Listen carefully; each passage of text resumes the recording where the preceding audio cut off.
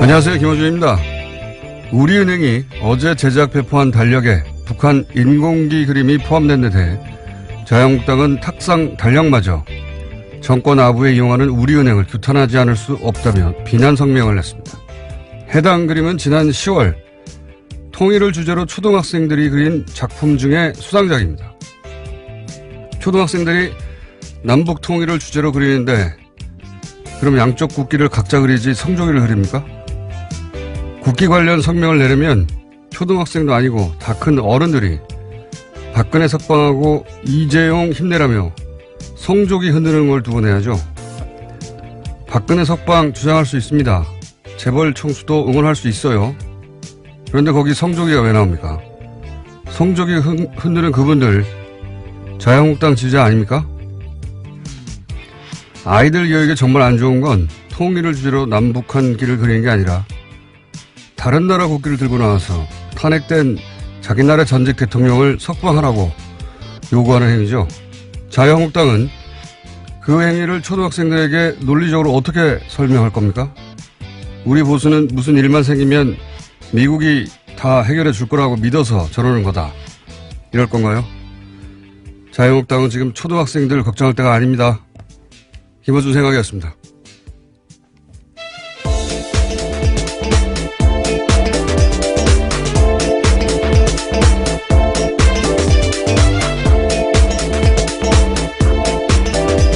시사인의 김은지입니다. 네.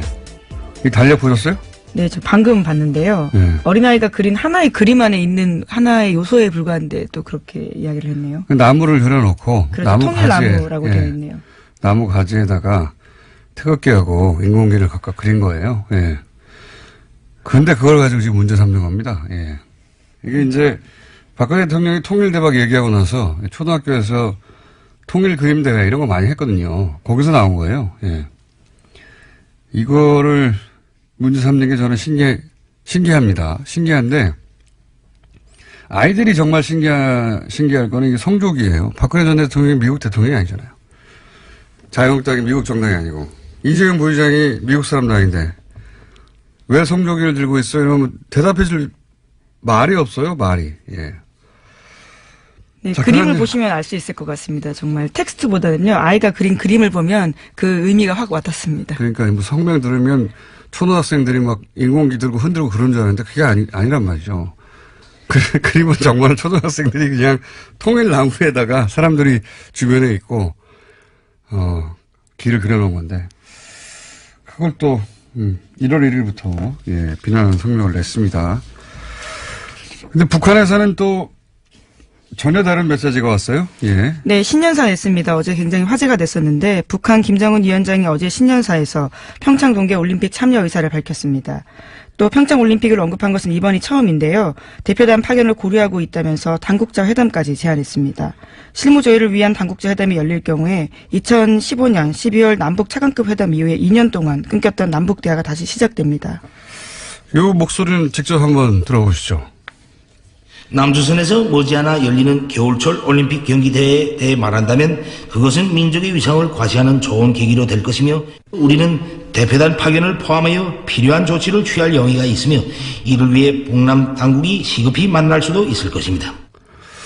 대부분의 언론에 어제 이 김정은 위원장 목소리가 나갔는데 그게 색다릅니다. 예, 직접 들어보니까. 이 제안을 두고 이제 보수정당에서는 화전 양면, 그러니까 평화를 얘기하면서, 전쟁을 준비한다. 이런 전략에 불과하다. 이런 논평을 냈죠. 이를 두고 이제 언론도 이제 이게 평화 메시지인지, 화전 양면 전략인지 두고 봐야 한다. 이런 식으로 논평을 했던데, 하나만 하는 논평이죠. 당연한 거 아닙니까? 우리도 제재와 대화를 동시에 추구하는데, 국제관계에서 어느 일방이 자기 무기를 다 버리고, 무조건 상대로 수용하는 경우는 패전 항복 문서에 서명할 때밖에 없어요. 예. 평창에 가겠으니까 핵은 포기합니다. 이렇게 말합니까? 이건 뭐 당연한 건데 이게 이제 화전 양면 전략이라고 보수 정당에서는 평가 잘하는 게 당연하죠. 예. 그건 북한을 소재로 먹고 사는 곳이니까. 근데 언론도 이게 이제 화전 양면 전략인지 아니면 평화의 메시지인지 두고 봐야 한다. 이런 이게 무슨 논평도 아니고 하나만 하는 소리예요. 예. 언론도 지난 10년간 종북 이 소리를 겪으면서 이 종북 소리 듣는 데 대한 공포를 내면화한 거예요. 그래서 북한이 올림픽을 거론한 자체가 처음 아닙니까? 네, 그렇죠. 이번에?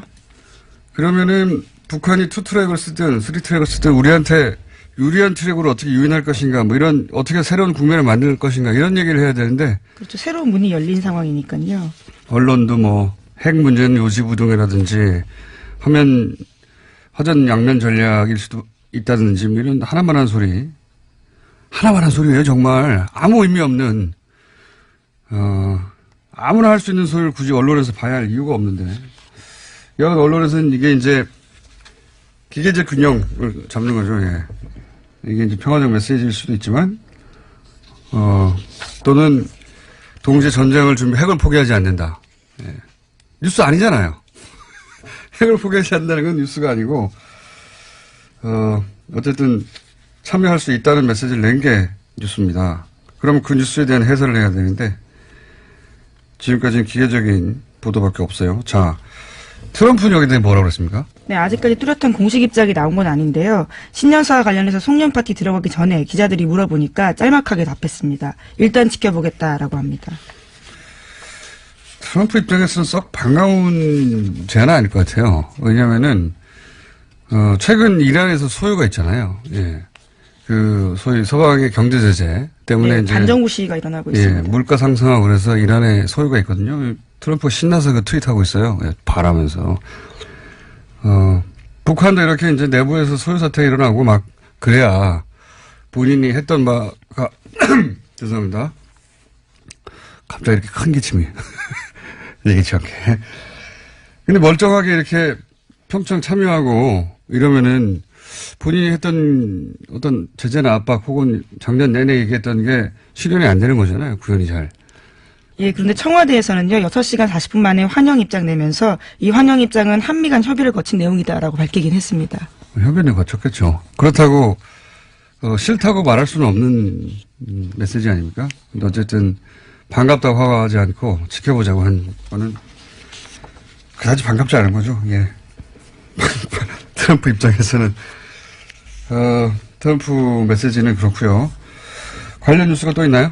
네, 이 서양 언론에서는 북한이 화해의 손짓을 했다라면서 한국 정부에 대화를 요구했다라는 제목을 달아서 신년사를 보도했습니다.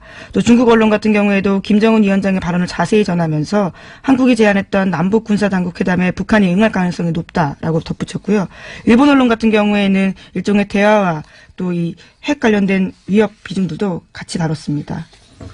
일본 언론에서는 남북 대화가 순조롭게 이루어질지는 불투명하다. 예. 이렇게 보도를 했어요. 불투명했으면 좋겠죠. 일본 입장에서는. 그러면 북한 선수단이 만약에 참여하면 어떻게 됩니까?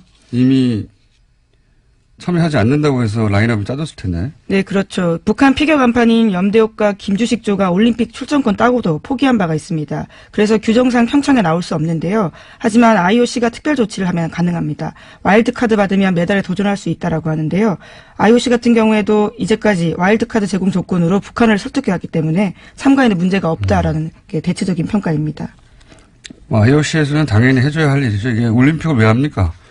올림픽 이야기할 때 가장 앞에 평화를 얘기해요. 그러니까 뭐 올림픽이 그냥 선수들 경쟁해가지고 메달 따는 거 구경하라고 하는 게 아니잖아요. 예. 물론 단체전 같은 경우에는요. 이미 말씀처럼 편성이 다 짜여 있기 때문에 새로 들어가는 건 쉽지 않고요. 개인 같은 경우에 들어갈 가능성이 높다라고 합니다. 그렇겠네요. 단체전은 몇 개 조로 편성이 됐을 테니까 거기 한 팀이 더 들어가면은 예선전을 치를 수가 없겠네요. 예, 일정이 안 나와서. 그럼 남북 단일팀 이런 거가 돼야 되는데 이게 그 짧은 시간에 가능하려나 모르겠네요. 하여튼 그런 일들이 벌어지고 있습니다. 현재. 관련해서는 저희가 잠시 후에 정세현 전 통일부 장관 연결해서 짚어보기로 하고요. 다음 뉴스는요? 네, 국방부가 박근혜 정부 시절 아랍에미리트와 비밀리에 상호 군수 지원 협정을 체결했다라는 오늘 아침 한국일보 보도가 있습니다. 이 협정은 양국 군대가 전시와 평시에 물자와 용역을 지원하는 협정인데요. 2011년 아랍에미리트의 아크 부대를 파병한 데 이어서 군수 물자까지 지원하는 협정을 2013년 추가로 체결했다라고 합니다. 이에 따라서 유사시 아크 부대가 중동 지역 분쟁에 자동 개입해야 할 위험을 떠안게 됐다라고요. 이 신문은 지적하고 있습니다. 처음에는 이제 UAE는 MB 비리 관련인 줄 알고 자유한국당에서 굉장히 격하게 매일매일 성명도 내고 그랬었는데 이게 점점 알고 보니까 이게 군사 문제인 것 같고 그것만인지는 모르겠는데 말이죠. 그리고 그 과정에서 그 박근혜 정부, 이명박 정부의 갈등 이게 오히려 부각되고 있습니다. 박근혜 정부가 이명박 정부 시절에 맺었던 이 UAE 원전 관련해서 자기들 성과가 아니다 보니까 홀대했다 이런 얘기가 많이 나오잖아요. 제가 며칠 전에 얘기했지만 박근혜 정부 시절에 UAE 고위 관계자가 방한을 했는데 MB와 어쨌든 협정을 맺은 건 MB니까 MB와 미팅을 요청했는데도 MB 대신에 자신을 만나고 가라는 것도 아니고, 박근혜 대통령. 총리 정도 만나고 가라고. 그래서, 당시 그냥 가버렸다. 이런 얘기 제가 며칠 전에 잠깐 들었었는데, 언론에도 최근에 나오더라고요, 이제. 예, 오늘 아침 중앙일보가 그와 관련된 보도를 했습니다. 제가 일주일 전에 한 얘기입니다, 이거. 그런 일이 있었다고. 보수 정권끼리의 문제, 예. 그리고 게다가 박근혜 정부 시절에 이명박 정부 UAE 관련한 리베이트 문제, 예. 이런 것도 불거져 나오고 이게 자유한국당의 대형 자살골이 되지 않겠나 싶고 그리고 MB 역시 이건 저희 추정입니다. 예. 이거는 보도 어디 되는 게 아니라 저희 추정인데 MB 바레인에 가서 뭔가 하고 오지 않았나. 왜냐하면 요 시점을 앞뒤로 해서 UAE 쪽에서의 항의가 있었다고 하니까 거기 가서 이제 MB 역시 그 원전 관련해서 자기를 치려고 하는 줄 알고 거기 가서 예를 들어서 왕실의 리베이트를 건드리려고 한다든지 UAE 가서 그런 말을 한 게 아닐까. 뭔가 이간질이 있지 않았을까라고 저는 추정하는 바인데 어쨌든 그렇게 촉발된 UAE가 결국은 박근혜 정부와 이명박 정부의 관련 문제들을 마구 드러내고 있어요. 예. 네, 그와 관련해서 이명박 전 대통령이 처음으로 입을 열었는데요. 어제 기자들과 만나서 임종석 청와대 비서실장이 아랍에미리트 특사로 간 것에 대해서 내가 말 안 하는 것이 국가에 도움이 되겠다라고 이야기했습니다. 본인에게 도움이 되겠죠. 본인에게. 이런 얘기 안 하는 게. 네, 그러고 나서요. 측근들과 신년 할애식 가지면서도 이런 이야기를 했다고 하는데 내가 하면 폭로여서 이야기할 수는 없다라고 하고요. 이면 계약 의혹과 관련해서는 없다라고 짧게 이야기했다고 합니다. 예. 이명박 전 대통령 원래 아니다 없다가 특이해요. 네. BBK도 관련이 없었고 다스도 자기 게 아니고 없다 아니면 아닌데 여하간 이 문제 UAE 관련해서는 아마 그 칼둔이던가요? 예. 네, 칼둔 행정청장입니다. 네, 그 양반이 입국하면 웬만한 건 오해는 풀릴 것이다. 이렇게 얘기하고 있죠, 정부에서는. 네, 청와대는 그런 입장인데요. 지금 중앙일보에 따르면 칼둔 청장 같은 경우 굉장히 중요한 의혹을 풀 키맨인데 박근혜 정부에 대한 감정이 좋지 않았다라는 이야기를 여러 인사들을 인용해서 전하고 있습니다. 그러니까요. 제가 말씀드렸잖아요. 박근혜 정부 때 그런 일이 있었고 홀대를 당해서 관계가 좋지 않았다. 갑자기 근데 이 정부를 탓했던 자유한국당이 머쓱해졌고, 예. 칼둔은 참고로 맨체스터 시티 축구팀이죠. 예, 회장입니다. 예. 어마어마한 부자인 거죠, 그러면요. 이 회장이라는 말은 구단주라는 얘기는 아니고요. 그런가요? 구단주는 예, 만수르입니다. 만수르. 그 유명한. 예. 만수르의 장남이 또 얼마 전에 입국에서 한국 가수에게 구애를 했다. 이런 보도도 꼽사리로 나왔었죠. 재미있는 집안입니다. 당사자가 부인을 한 걸로 알고 있는데요. 네, 예. 어쨌든 예. 그런 뉴스도 있었습니다. 예. 어쨌든 이 칼둔 청장이 맨체스터시티의 회장인데 구단주는 만수르. 예. 이 양반이 오면 뭐 오해가 풀릴 것이다 얘기하고 있으니 좀 두고 보죠. 자, 다음 뉴스는 뭡니까? 네, 2016년 개성공단 정명 중단이 박근혜 전 대통령이 혼자 갑자기 내린 결정이라고 지난주에 전해드린 바가 있습니다. 통일부에서 밝힌 바인데요. 개성공단 중단 이후에 작성됐던 박근혜 정부 청와대 내부 문건이 나왔습니다. JTBC 보도인데 2016년 2월 17일 이병기 당시 대통령 비서실장의 지시가 담긴 문건입니다. 이것들을 보면요. 개성공단 기업협회장의 과거 야당 활동을 문제 삼으면서 공단 재개 여론을 관리하라라는 내용이 있고요. 또 당시 지시 중단에는 그동안 입주기업이 돈 많이 벌었다는 점을 홍보하라면서 이러한 공단 중단이 불가피하다는 여론을 확산시키라는 내용도 있습니다. 이게 이제 최순실 씨가 오늘 얘기해서 갑자기 이렇게 됐을 거라고 하는 추정, 의혹 보도들이 꽤 있고 그 주변에서 그런 얘기가 나왔었죠. 최순실 씨가 개성공단 관련 이야기를 했었다고. 예. 근데 이제 여기에 대해서 소위 대통령 비서실장의 지시 중에 가장 치사한 것은 그동안 입주 기업이 돈을 많이 벌었다는 점을 홍보해서 예. 여론이 이 입주 기업 편을 들지 못하도록 만들려고 하는 거죠. 이 정말 치사한 전략 아닙니까? 심지어 예, 그래서 개성공단 노동자 임금이 핵개발에 전용된다라는 논리를 통일부가 전파한 바가 있는데요. 이 또한 이번 통일부 정책개혁이 발표에 따르면요. 사실이 아니다라는 겁니다.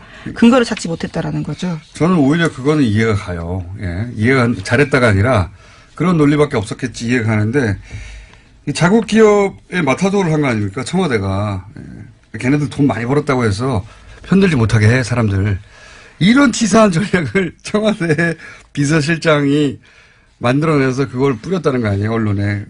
당시 언론 뒤져보면, 특히 게시판에서 이런 여론 좀 많이 합니다. 돈 많이 벌었는데, 니네들. 이러면서.